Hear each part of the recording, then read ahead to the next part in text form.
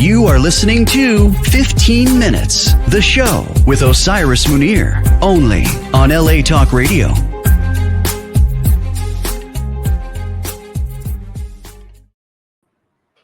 Hey, all of my kindreds out there. How are you guys? How's everyone doing? It's a little bit light rain here in LA. I'm told we are supposed to have a torrential storm. But before I go on and get into the show today, we have a great guest. Before I go on, I have got to say Miss Halle Berry in my opinion, she shut the Oscars down. She showed class, style. She shut the menopausal, the I can't keep a man, the whatever rumors out there of following her. She shut the whole thing down. She was so beautiful, and I love her. Love her hair shorter. I think it brings out more of her face and more of the structure of her face, and her body. It just fits her so well. So shout out to Miss Berry. She was very Berry at the Oscars. Before we go on, and she was wearing, by the way, a design by Kristen Siriano. So they both worked that presentation. Before we go on, let me announce our sponsor, Certified Senior Real Estate and Probate Specialist Kevin Pike of Coldwell Banker. If you're going to reach out to him in his nice little face, 818-571-1508. Again, Kevin Pike, Coldwell Banker, Senior Real Estate and Probate Specialist, 818-571-1508. So, how many of you out there remember this handsome, dashing actor, producer, director? I think he did, the first film he did was, I believe, Judy Blume's Forever. He did that. That's what kind of put him on the scene. He's done some other thing, but you would know him best, I believe. He played the character Almanzo on Little House on the Prairie. Let's welcome Dean Butler. Yay. Hey, Dean. Hey, Look how at are that you? smile. You're still dashing. I didn't want to get you too flustered. Well, 68 now. I started at 23, Osiris, and here I am at 68, and the world rolls on. And you still look very handsome. I'm telling you now, so nobody else told you. I am telling you now, it's hard for me to lie. I'm very into the law of cause and effect. So I'm telling you, look very, very dashing, and it is my honor to be talking to you. So you have a book out called Prarie Man. It's called Prarie Man, My Little House on the Prairie, Life and Beyond. It's actually My Little House, Life and Beyond. Beyond, My Little House, Life and Beyond. It was hard for me not to put that prairie in there, I want you to know. But sure. What is that about? It's #1 best top seller on, I believe it's USA Today. It is also #1 under the television dramas on Amazon. So it's doing really well out there. But take us back a little bit into your journey. Now, you started off saying you were only 22. And I wanted to make sure I talked to you about the girl that broke your heart when you were young. Oh, wow. Which Tracy. one? We'll talk about Tracy. We can talk about Tracy. Well, it was still my very dear friend. And actually, she didn't break my heart. I think I really discovered what it meant to love somebody through that relationship with Tracy. Yeah. And I've read this before, Osiris, and I don't know if you maybe have seen this too, but we never forget the first people we fall in love with. I mean, those people are, and if it's real, if it's powerful, we never forget those people, and they remain central in our lives. And I think Tracy and I both remain central in each other's lives for that reason. Mm-hmm. Now, I don't see Tracy regularly at all. We exchange birthday greetings, Christmas greetings. We talk a couple of times a year, but there's something about that experience for the first time of really falling in love with somebody in a very full, complete, powerful way that is, you just never forget that. And it defines how you, for me, is defined the way I look at love and what that means. And so it's very important to me. That relationship is singularly important in my life. Well, I'm going to be honest with you. The fact that you are a man and you are able to express an emotional expression about your feeling and your emotion gives me hope for mankind. And I mean that mankind, Well, Because, well, no, there's thank a- you. Yeah, no, thank you for that. Look, I grew up as my book describes, I grew up in yeah. a very matriarchally driven family. So I was surrounded by strong, formidable women who and they were formidable because they had such access to love and compassion. And uh, I am not the perhaps most emotionally available man that anyone's ever met, but I certainly appreciate that quality. And I appreciate the gifts that I got from the women in my life growing up. My mother, my grandmother, my aunts, these were very important women in my life. And they really gave me that gift of respecting women, appreciating women, understanding that the power of that relationship in our families, that presence in our family life, really, really important. Now, my father was a wonderful provider. He was a great provider. He was not emotionally available to me as his oldest child. He was perhaps more available to my brother, my younger brother, and certainly my younger sister. But as his first child, there wasn't a lot of emotional connection. I know he loved me. I know he cared about me, believed in me. But there's a difference between sort of understanding that intellectually and really feeling that. I always felt that from my mother, from my grandmother, from my aunts. Always knew that. And I think that's where I learned about the safety of being loved. No. That's where I really got that. It was certainly not from my father. I know he loved me, but it was never really safe. And do you think now let me get into that a little bit, because I know that I know with Judy Blooms Forever, I believe that you were with Stephanie Zimbalist. Is that where she was? Right. And then what drove you to bring the family that you gathered in on Little House on the Prairie and starting off with those women as your vocal point, taking you into TV and film? What drove you to make those people your family? And did that interfere in your actual family life? I mean, because, television is all like 24/7.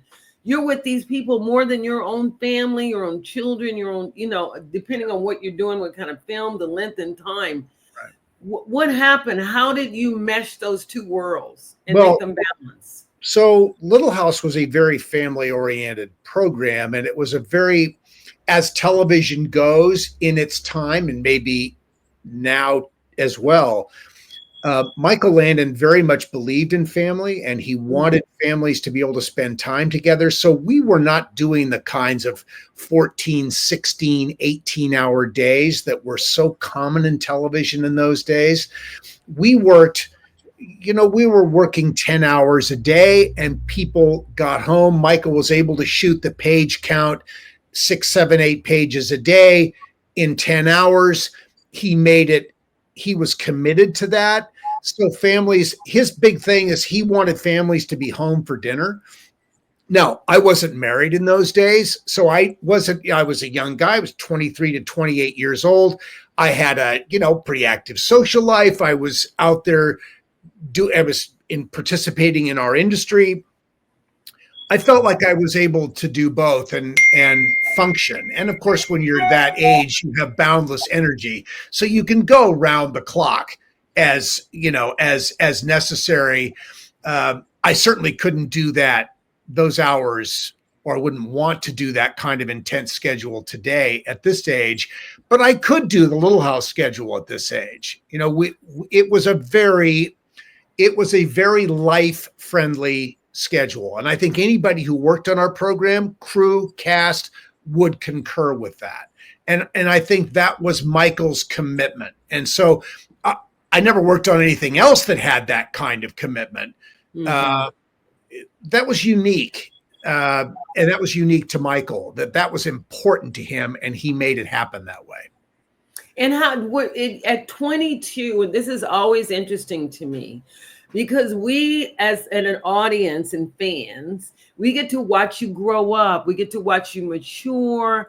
We get to watch every phase of an actor's life or an entertainer or a public figure's life as you grow and progress. We grow and progress as well. So at that age, if you can take yourself back somewhat at that stage, how did you make it comfortable for yourself to still mature as a man, to still, let your heart out, you're out there exploring yourself, your sexuality, your masculinity, and everything else that goes along with growing up, and then come back and still have the same discipline to continue acting and not get yourself into any trouble like a lot of the actors can do? What's your secret? Well, I think I really think it comes back to having a very strong foundation in my home life growing up. I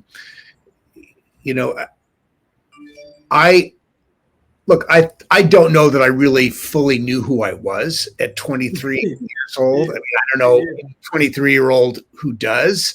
I mean, I think I always felt like when you're in your own self and you're looking out around you, you always feel like everybody else has it more together than you do. I mean, you feel like you're lost and everybody else seems to be okay. I think we're all, as young people, we all struggle to know who we are, what we are, how we fit into the world.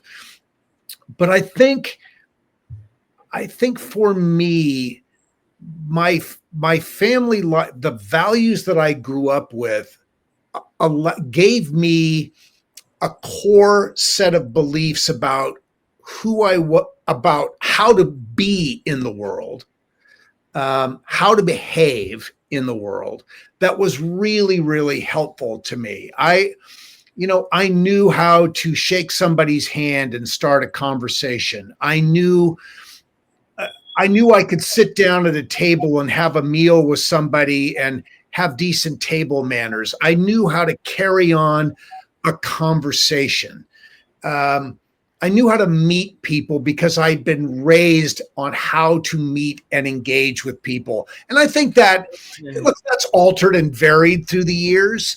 Yes. It's expanded through the years, but at the core, I'm the same. I'm dealing with people the same way that I dealt with people many, many years ago. Now, I think my views about the world about how I fit into the world have altered.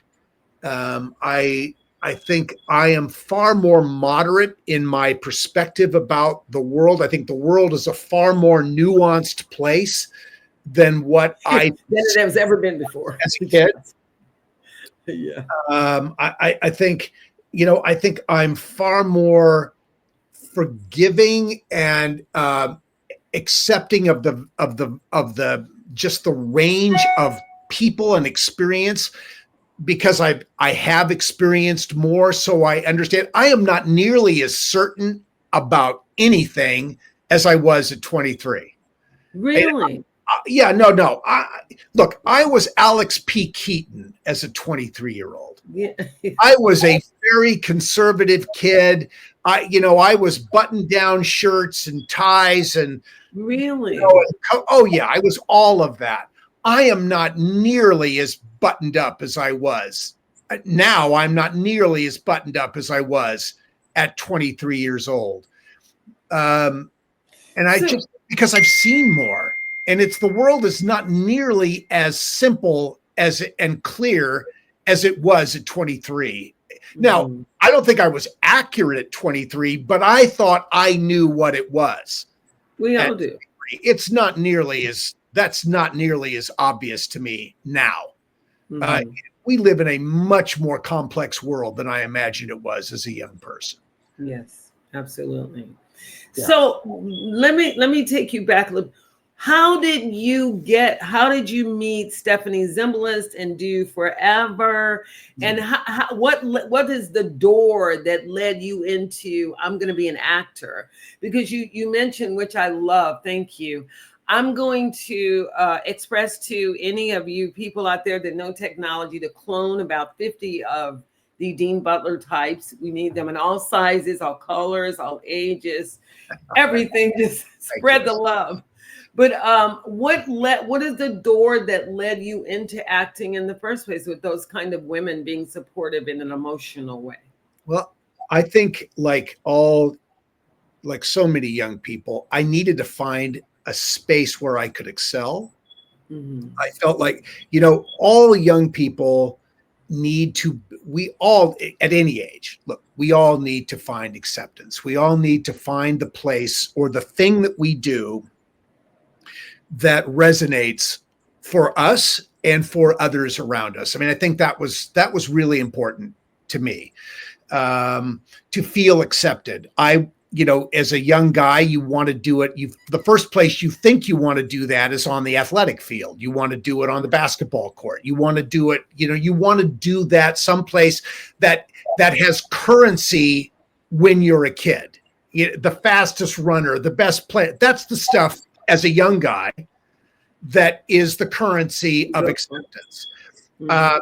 It came to me later when I followed a girl I had a crush on into a high school musical production of Once Upon a Mattress, and being What's upon a mattress you know in Once high Upon a Mattress? school? Yeah, do you know Once Upon a Mattress? That show? Oh, Carol Burnett made Once Upon a Mattress a huge hit in 1959 on Broadway. what? It's the story of the Princess and the Pea, basically. Oh, but the way it sounds, and you said high school, I'm like, wait a minute, that sounds like a little Yeah, no. risque. Once Upon a Mattress is a very fluffy, light, fun, musical theater production set. It's the Princess and the Pea. I mean, the and well, Carol Burnett was the diminutive Princess Winifred the Woebegone, right? Yeah. And so, as big and brassy as she was, she couldn't sleep on a mattress with a pea underneath it. It was too uncomfortable for her. Anyway, it's a really fun story. I had a crush on our high school actress who was playing Winifred the Woebegone. Oh. I followed her into that theater, and there was something wonderful about being on the stage and being in the light and feeling the energy of an audience coming at you, that I never felt.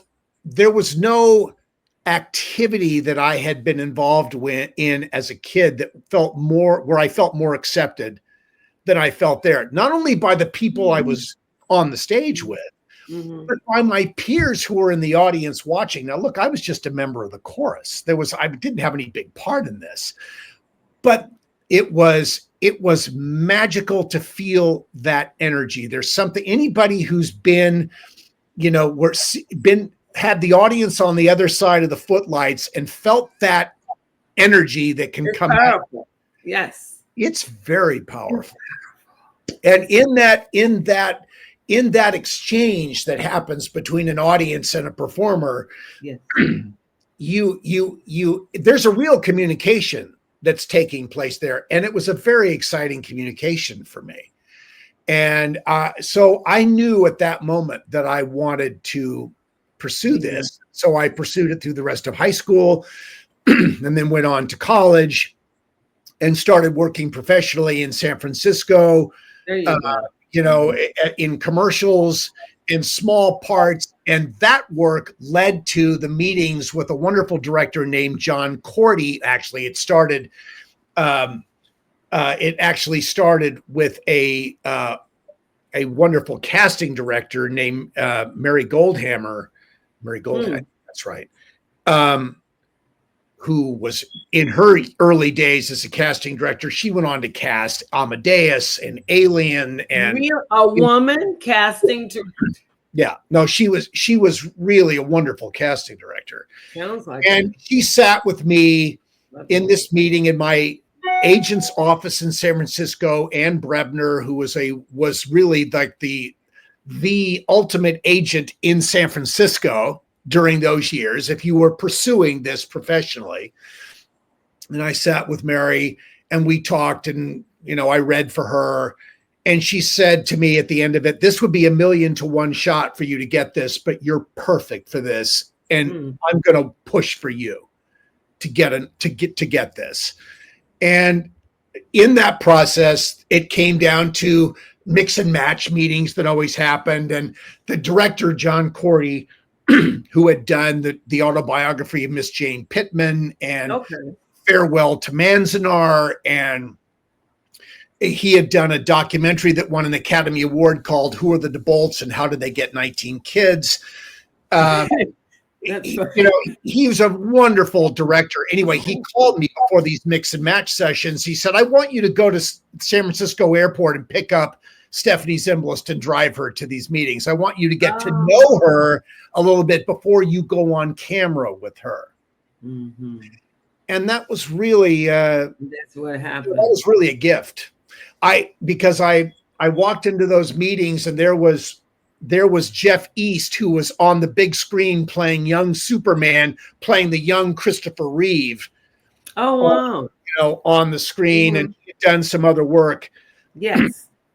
But I had spent time with Stephanie in my little yellow Volkswagen Beetle, driving her from SFO. I was just talking about a Beetle. Beetles were so cute.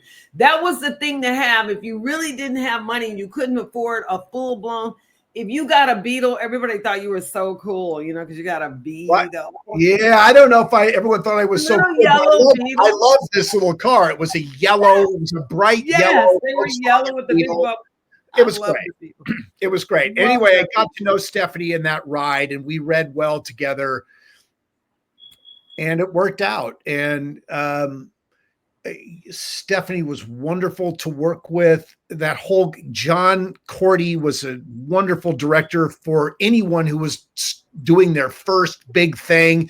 He was so kind and supportive, and I really learned the process from him and working with Stephanie. She was very gracious, and a young actor named John Friedrich played my best friend in the movie, and another young actress named Beth Raines played Stephanie's best friend. Diana Scarwood was doing her first big part in this. I mean, Diana Scarwood went on to have a wonderful, Mommy. She was wonderful in Mommy Dearest.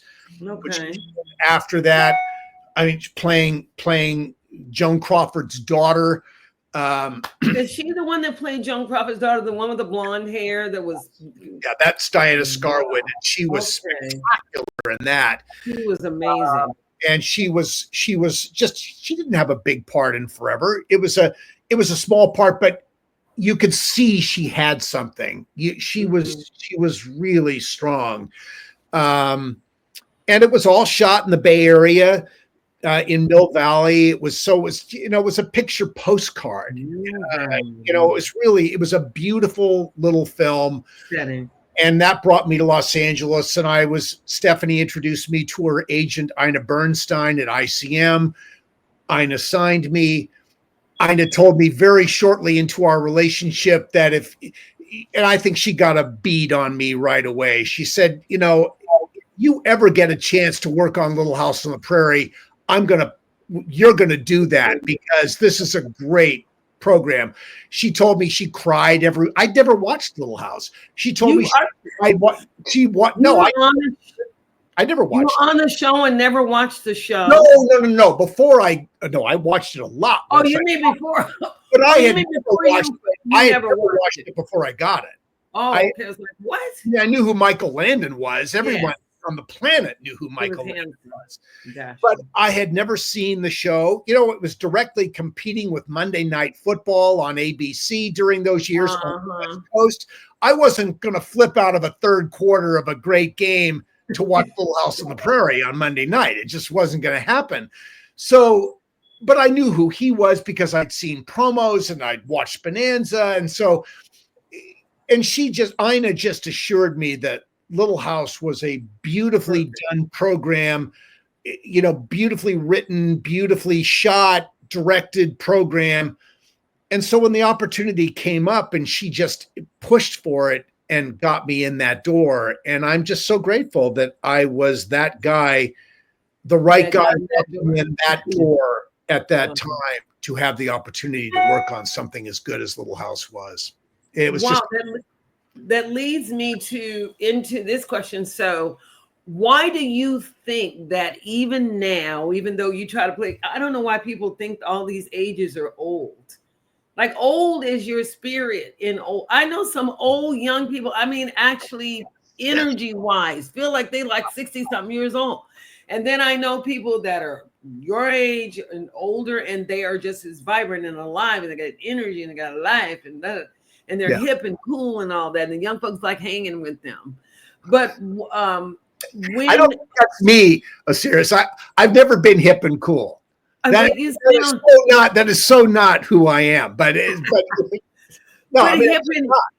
hip and cool in the way of what you know, what you can share, how you can enlighten someone as to, you know, something they might be going through. Maybe they're 22 and just got their first gig, and you know they don't have anybody to talk about that. Yeah, I could talk because they're isolated. But it leads me into, why do you think that even after all of this time, Little House on the Prairie still kicks butt?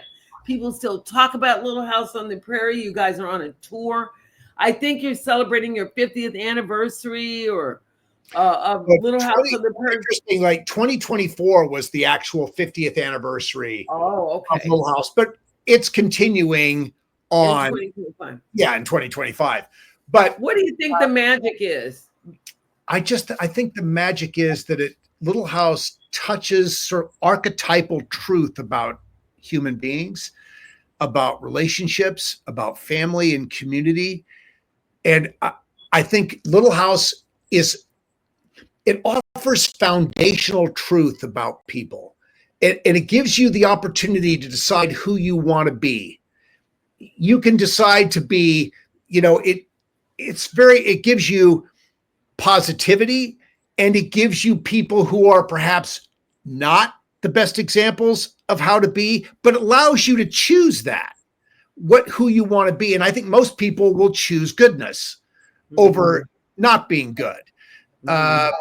And I think beyond that, Little House showed how people can gracefully overcome or choose grace as a way to overcome the enormous challenges that people face, whether you're living in Walnut Grove in the 1880s or whether you're living in Los Angeles in 2025, anywhere.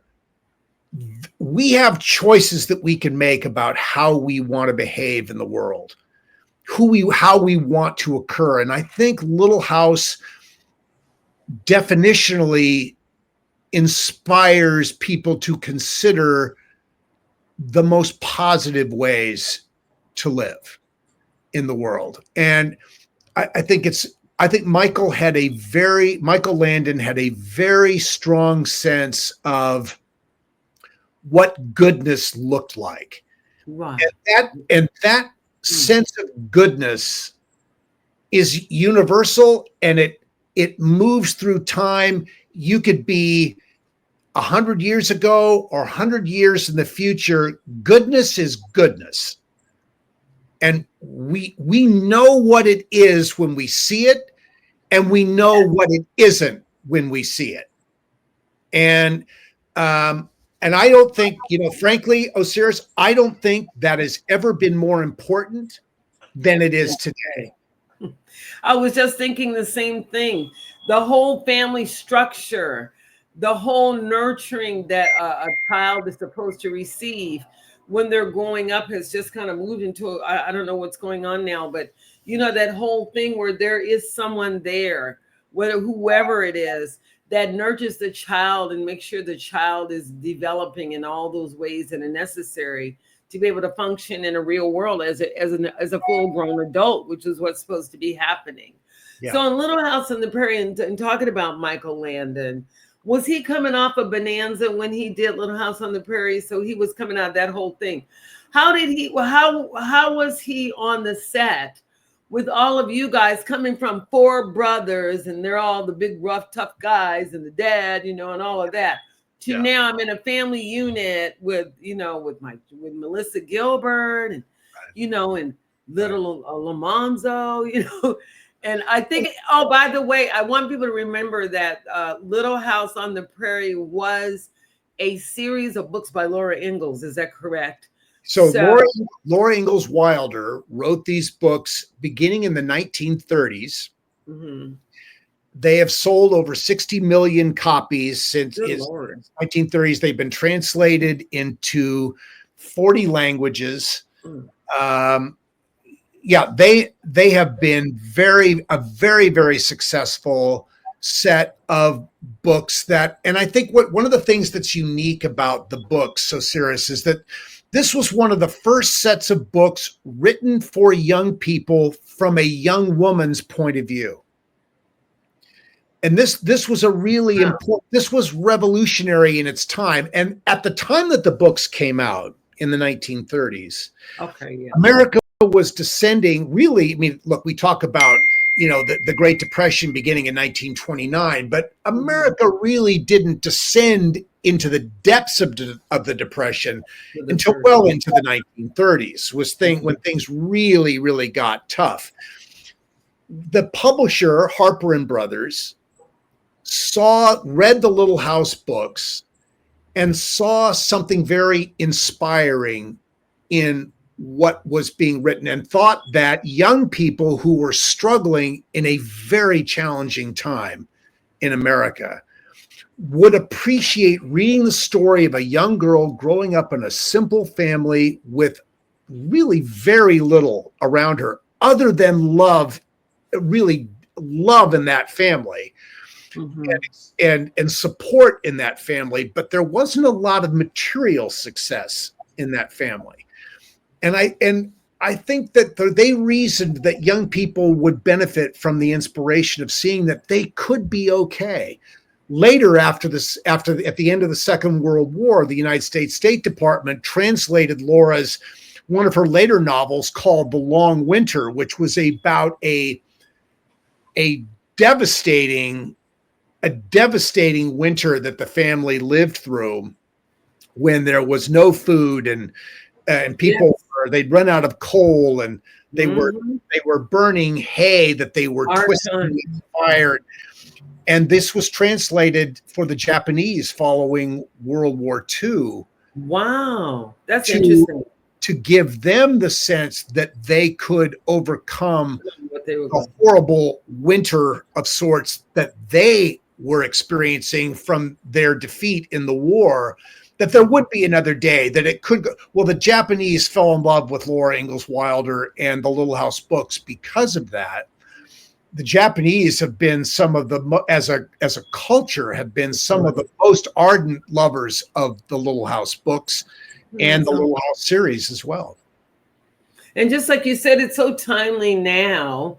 And I believe that, maybe they'll do a little bit of extra push or something, because right now that is so important for everyone to know. It's okay to mix and mingle the structure of a family, but once you know what the structure is, not like we don't have a structure, we're going to do all these mixing things without structure, but with structure, then you have the foundation together to move forward.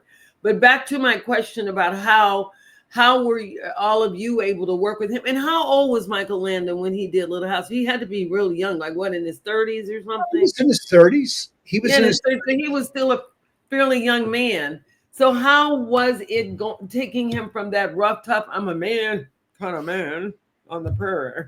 I'm a shoot 'em up cowboy in Bonanza to being a poor dirt farmer.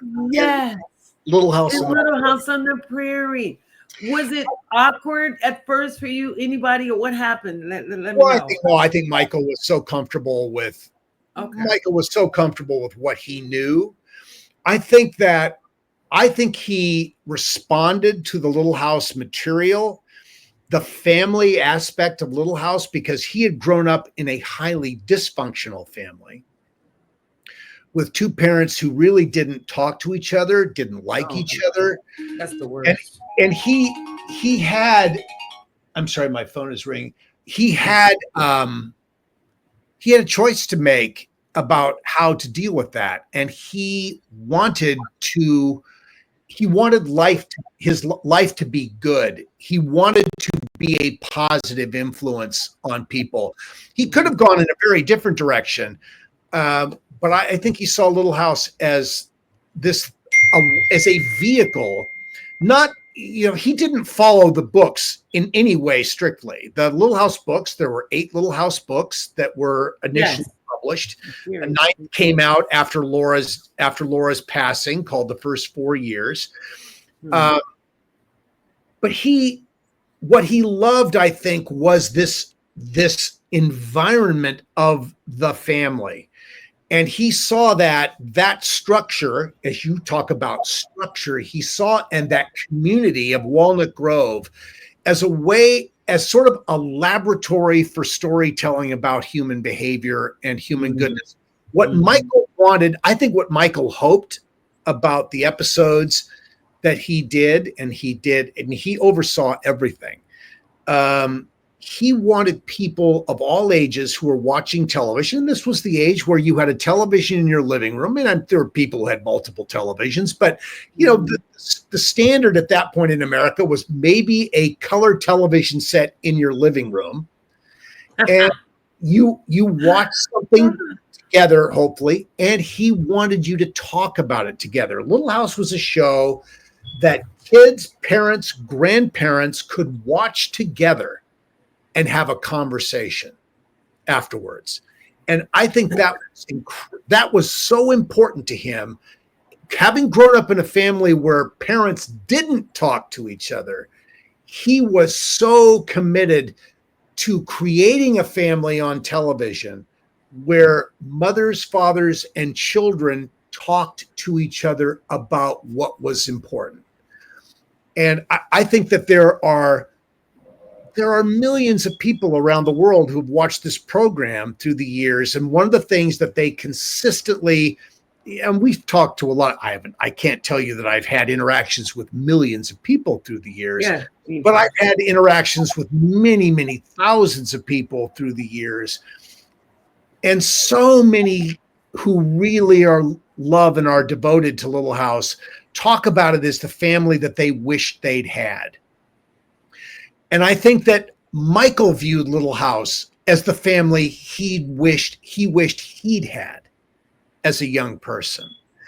And I think that desire drove a lot of what he did with the program. And, Michael has consistently been voted as one of television's all-time great fathers. And Karen Grassley has been consistently voted as one of television's most beloved mothers.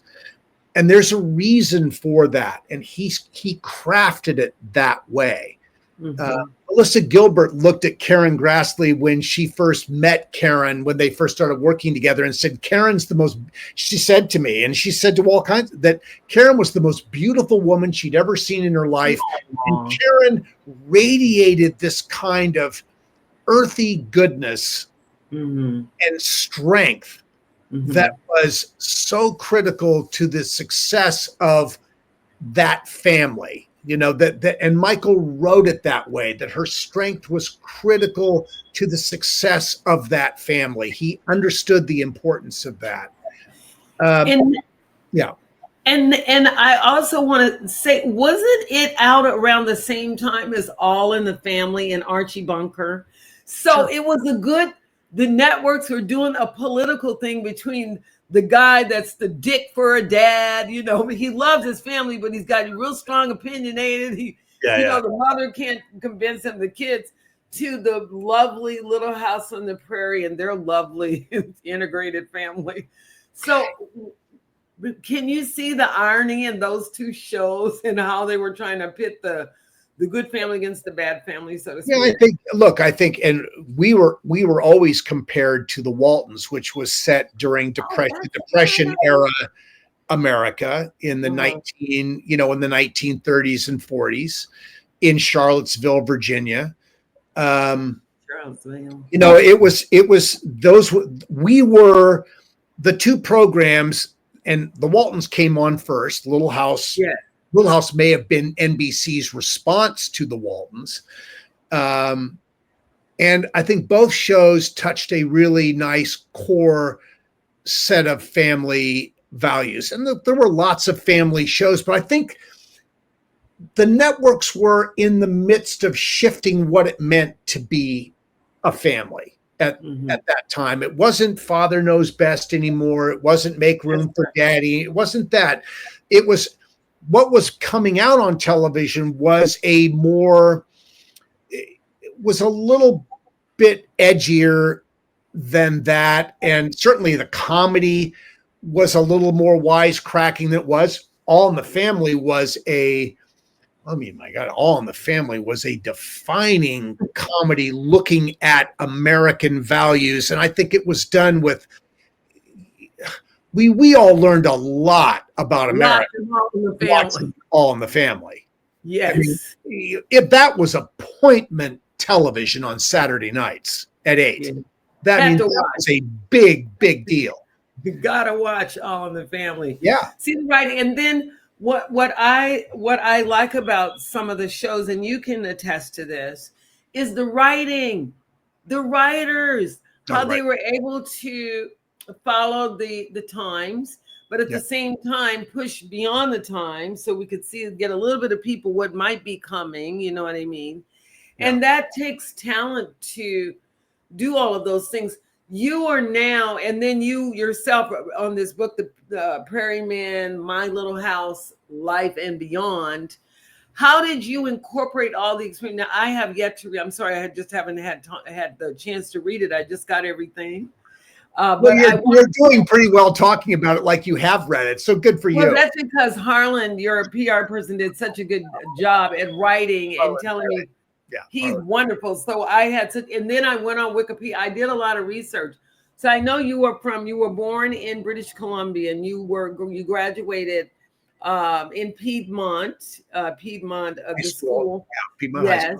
Yes. And then you came, I guess you got into LA, like you said, through that door. But as a screenwriter and storyteller, I'm more of a documentarian. You know, I would never call myself a screenwriter. In Wikipedia, then you need to change Wikipedia because it has you down as a screenwriter. I don't know who would write that. I don't know who would, but it has screenwriter in there. Wikipedia, you have to watch Wikipedia. But what I do write, I write a lot documentaries. Of sort of documentary-esque feature packages that are sort of human interest kinds of things. I think that you sort of learn that craft as you're doing it, and you learn about how you want to tell a story, and you figure that out. And so that's been a really fun thing for me to do, and that's been really I've been doing that for 25 years. I know you are, and like I said, I'm not joking. You still have that dashing presence. I mean, I could tell it was you. There was not so much change that you looked, weird, like, okay, is that the same guy or anything? We could all tell. I think I still do look like me as enough like me. Enough like you to say it's Dean Butler, Yeah. When you were writing your book, I was alluding to the fact of you writing Prarie, Prairie Man. How much of your life experiences with all of the things you went through, starting the TV and starting the entertainment industry around a young age, were you able to now look back and reflect on and bring everybody up to time? Because it says My Life and Beyond. So you've gone beyond that time. Tell us a little bit about what sparked that. Interesting. Yeah. Well, I think, I knew that this was a memoir. It was presented to the publisher as a memoir. So there had to be a core to it. And look, the decision to do this now was really precipitated by the fact that Little House was celebrating its 50th anniversary in 2024. So many women in our cast had written memoirs. No men had written them. I reasoned that the 50th anniversary of the series was the opportunity to do that. And I also knew that it needed to, and look, it's a book for fans of media more than anything else. I mean, there's life stuff. I've talked about my family. I talk about growing up. I talk about first love. I talk about other loves in my life, hopefully respectfully. And I do that, but it's the core of the book is my sort of more public life. And everyone has a story to tell about that. And I thought that, I needed to expand, give a full picture. Now, interestingly, I've just sold a second book, really?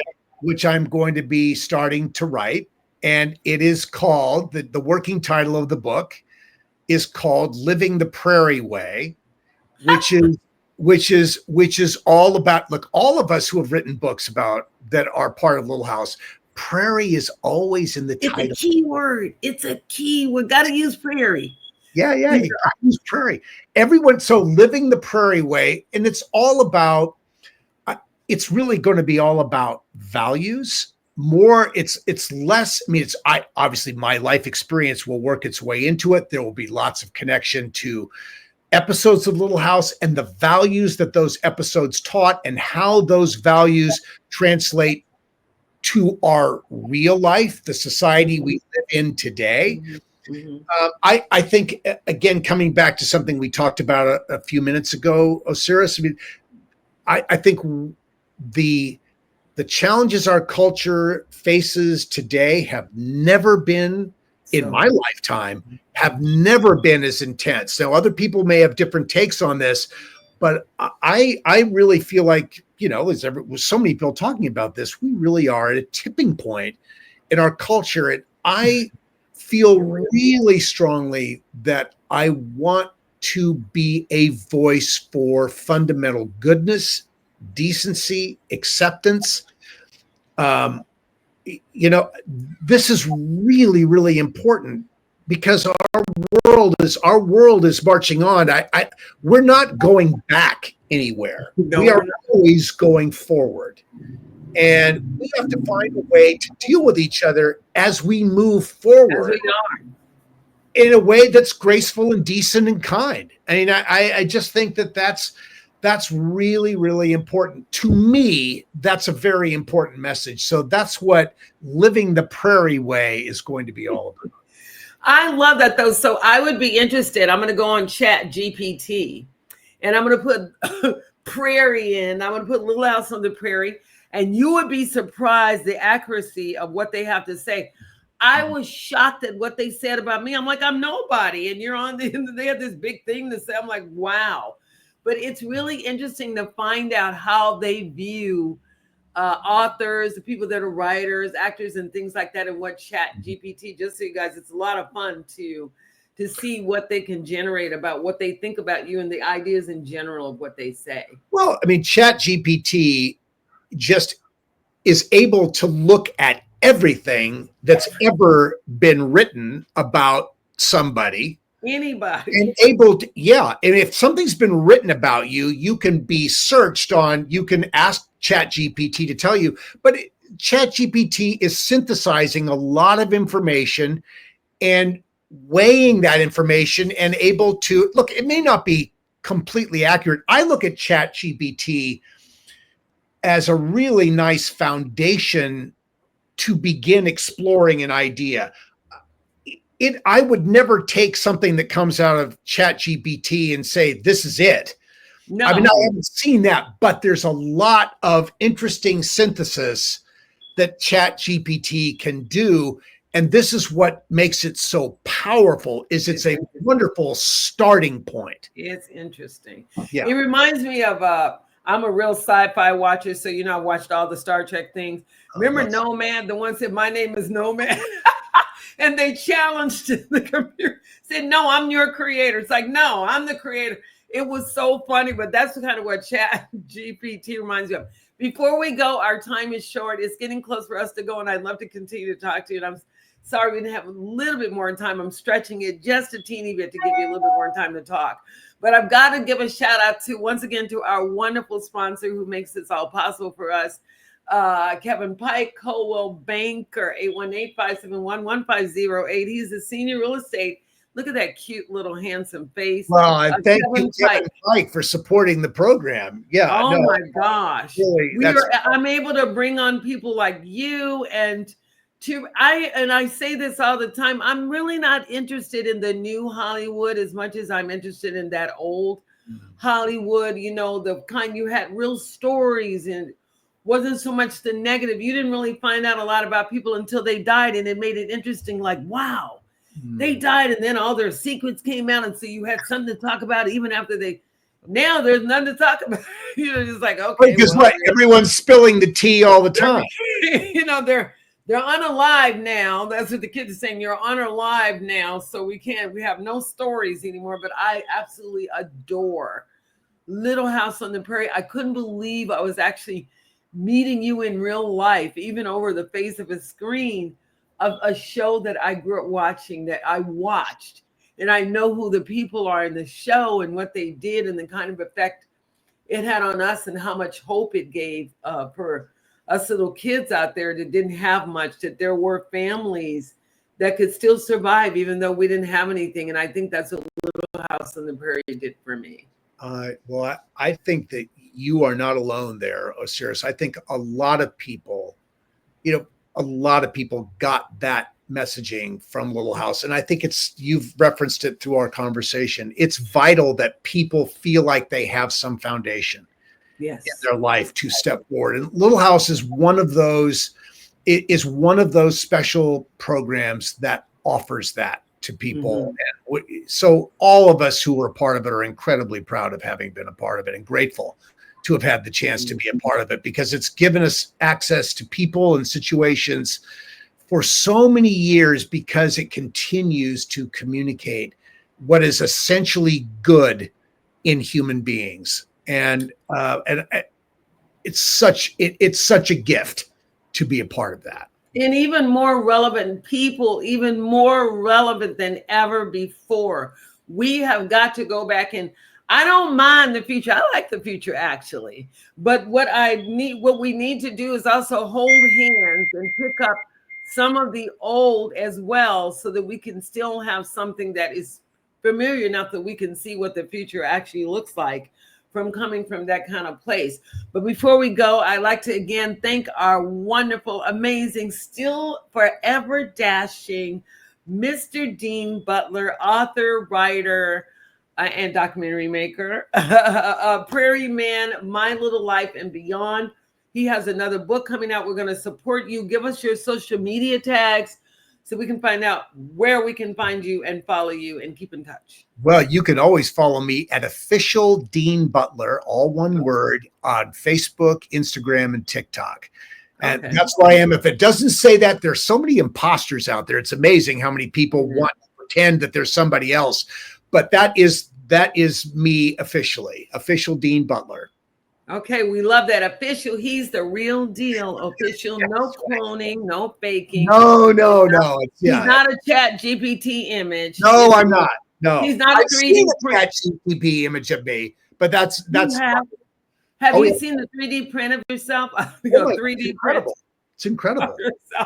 Anyway, that's been our show for today. Thanks everyone out there for watching. Please support, like, subscribe, and share. I love you, my word for liking you, because you're brave, beautiful kindreds out there. They keep pushing forward despite all of the things that we're experiencing right now in modern day times. And I love you because you watch and you listen, and we all are learning and educating ourselves all at the same time. Don't forget to smile. It works wonders. And we'll see you next time. Thanks, Sam Hassan and LA Talk Radio, for letting me do my thing and letting me shine. I'll talk to you later and see you next week. Bye-bye. Bye, Dean. Bye-bye. Bye. Thank you. You are listening to 15 Minutes, the show with Osiris Munir, only on LA Talk Radio.